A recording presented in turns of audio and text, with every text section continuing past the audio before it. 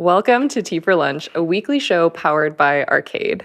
Each week, we'll serve you the top stories we're following in social media, entertainment, celebrity, and tech in 15 minutes or less. You can catch the show live on Instagram on Thursdays around 12 p.m. Mountain Time, or on all podcast providers and YouTube on Fridays. We're your hosts this week, McKenna. And Morgan, and we will be serving today. Oh. You're supposed to pick it up, you know? It's fine. Wasn't ready. We've got something special planned for today. It's going to be after the sip. So let's get right into it. This is your weekly rundown of the top stories happening on social media. We're jumping right into the stories today because we just have so much to get through. Sorry, I was having a sip during the sip. It's been a juicy week. So let's get into the sip. First of all, LinkedIn is rolling out brand partnership tags. TikTok is adding features for advertisers to have sponsored content show up in search results. The update will make all in-feed ad campaigns eligible to be shown within search displays. YouTube is testing a new display for the subscriptions feed. We'll come back to that. Reddit has expanded its interest targeting for advertisers, and Meta is rolling out the desktop version of Threads, finally. It's a little late. Any thoughts on those stories today? I think, Threads to desktop is a little late. I feel like the Threads ship has sailed. Yeah, do you go on Threads still? I'm trying to get back on there a little bit, but I don't have any thoughts to share. My feed never has any new posts. Yeah. There's nothing new for me to consume it every single day. I maybe go on every other day, but I'm just not finding that every day there's enough for me to check. I am seeing a lot of people on my Threads feed actually talk about how they really wanted the desktop version, so maybe there will be a bit more. The thing I'm really excited about is the YouTube subscription feed update. As someone on YouTube, the subscription feed is so bad, and it's so hard to find. Like, it is just like a chronological feed of what's been posted, but I do feel like just the way it's organized, most people don't really scroll through that. There's a lot of stuff in there you just don't really care that much about. So I'm interested to see if maybe they make it more algorithmic or something. I'd be into that. I'm not a YouTube girly. We'll get you. Sorry. That makes me feel shame millennial to be on YouTube, but it's okay. It's a great platform. Okay. Those are kind of the stories. That's it for the sip because we got a main story we have to talk about today. Welcome to McDonald's for lunch, not sponsored by McDonald's. This is not a ploy for us to just eat while we're doing this. But the rankings are out for the top fast food restaurants. This is from Ad Age. The restaurants were ranked on reputation, calculated on the rate of new reviews, and average reviews per location. These are like online reviews they're getting. Mm-hmm. The top 5 restaurants: Chick-fil-A, number 1, Five Guys, number 2, Dairy Queen, number 3, Sonic, number 4, and Chipotle, number 5. The bottom ranked brands are Subway, Little Caesars, Domino's, Cinnabon, and Baskin-Robbins. We have thoughts on those. I have a lot of thoughts on all of it, but we'll just go through. Burger chains scored better than pizza chains. McDonald's took the top spot for burgers, of course, as expected, and Pizza Hut for pizza, also pretty much expected. A common thread among low-scoring chains was ghosting their reviews and feedback, just a sign that you need to be engaged and have good community management. There's an estimation that ghosting these reviews cost chains in the U.S. $14 billion in lost value annually. That is so much money. Okay, let's dive in before we go to our thoughts. A little bite. This is a little ASMR for lunch. What is your McDonald's order? Okay, I'm just a simple girl. I like a cheeseburger and fries and an iced tea. Yeah. I rotate. I like a double cheeseburger, but I recently started adding like tomato and bacon to it. Ooh. And that's been actually taking it to the next level. Just gives it a little crunch. A luxury. And then today I got chicken nuggets. This is a crowd favorite. The spicy mustard is a bold choice. I'm a sweet and sour girl. Do you want to try it? No. Have you ever tried it? No, I just don't. I'm not like a mustard as a dipping sauce. I only tried this recently. I used to always get the habanero, and this was a new venture for me. Okay, but let's talk about the rankings because I am actually like pretty shook, and maybe it's like my Canadian. Of the top 5, so as a reminder, Chick-fil-A, Five Guys, Dairy Queen, Sonic, and Chipotle. I have only been to Dairy Queen, and I think I've had Chipotle once. Okay, I've been to all of them at least, but I've only been to Chick-fil-A once, and that's partially because we're in Canada and they're not really here yet. I'm still surprised by it. I don't know, top 5, like my personal top 5, Five Guys is definitely in there for me. But Dairy Queen, Sonic, and Chipotle are absolutely not. Like Dairy Queen and ice cream cake is very important in my life. But I will say the blizzards lately that I've been getting just haven't really hit. I would actually I feel like the bottom 5 are my top 5, except for maybe McDonald's. But Subway, I'm on a Subway kick right now. I've been getting Subway like multiple times a week.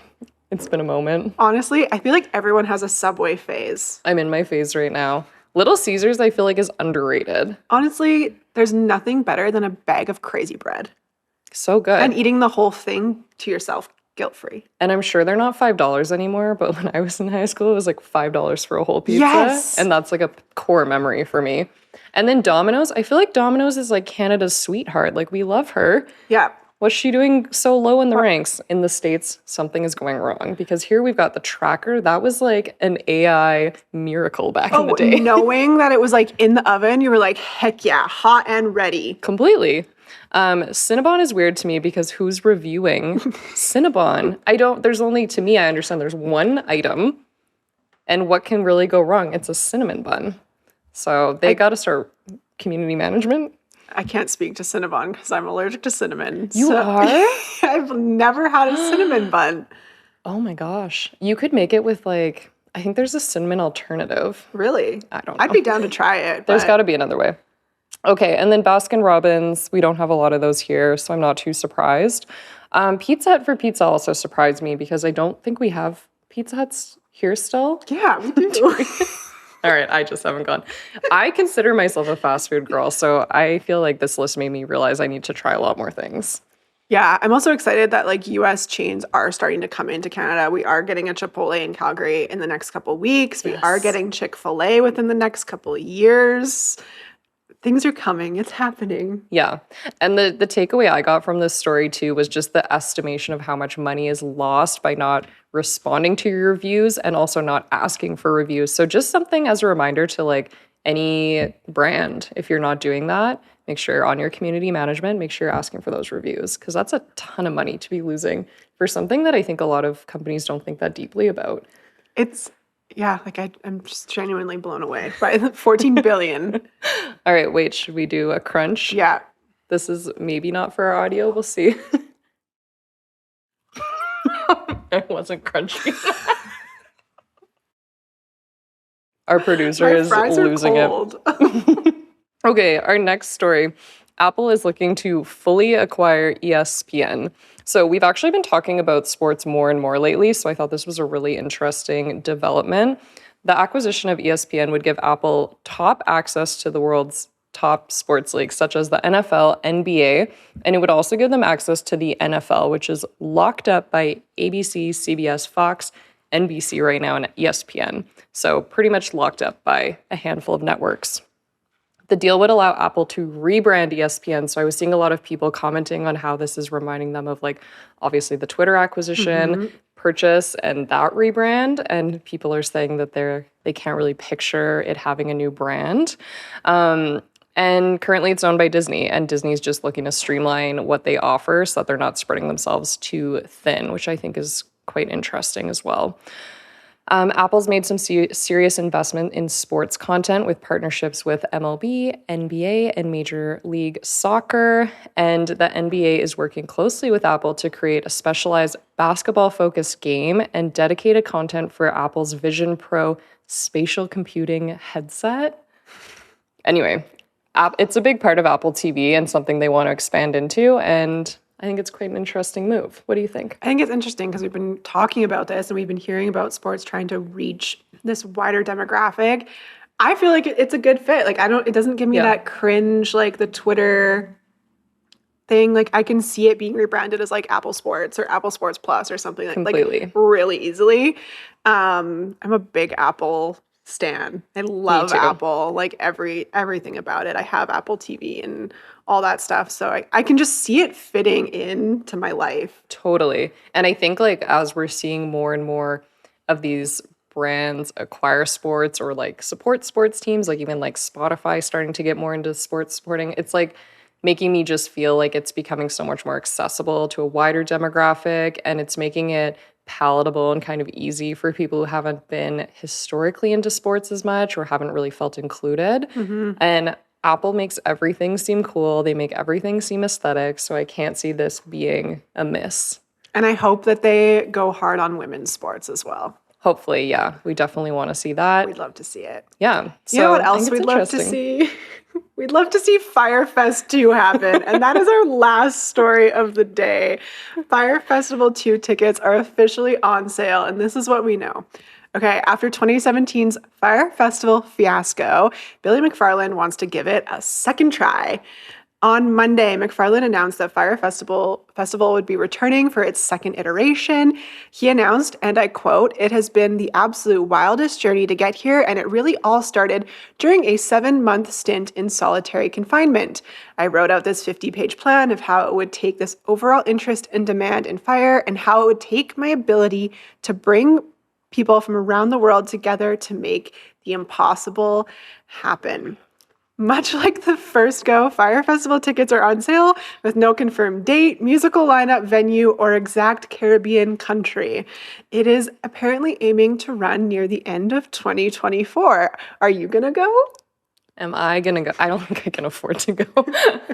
I have a few thoughts. One is that the end of 2024 is like pretty soon to not have a venue yet. So I'm hoping Fyre Festival 2 can like actually succeed. I think that would be kind of nice. But we were talking before this and just like reminiscing about the marketing they did for Fyre Fest 1. Okay, the orange square feeds is something that I think I blocked out of my I memory. feel like it's a moment in time for me. It feels a really long time ago. Yeah.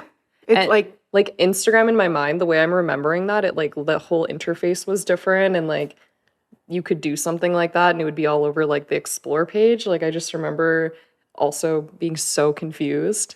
yeah, it was a very strange, it was a very cool like case study for influencer and like celebrity marketing. And this, I feel like it was Completely. early enough for influencers or celebrities to like be getting into that influencing on social media. Yeah. And so everyone was kind of like, what the heck is this? There was so much conversation about it. I think it's like, it was effective.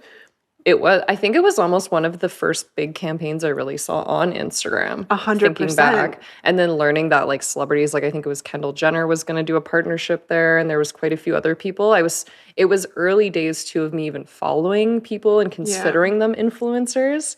So I wonder if they're going to really try to lean into that again, or if this is going to go a different direction. I don't know where it would go. I feel like this is just going to be so interesting to watch unfold. I think there is a part of me that hopes they have this like redemption and it works out really well, but I'm also like, is it destined for failure because of how poorly the first go went and Billy's whole...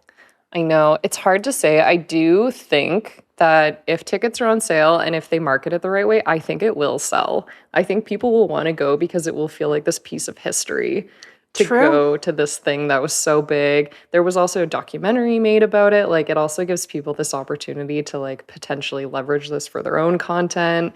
So I could see it possibly doing well. And also influencing in general is so different. Like how we see it happening at Coachella and all these things. Like Fyre Fest was kind of like the first for that. Totally. For promoting. So I want to see some get ready with me for Fyre Fest videos on my feed. I'm ready for it. I cannot wait to watch this unfold, and I'm sure we will report back on it at some point. Absolutely.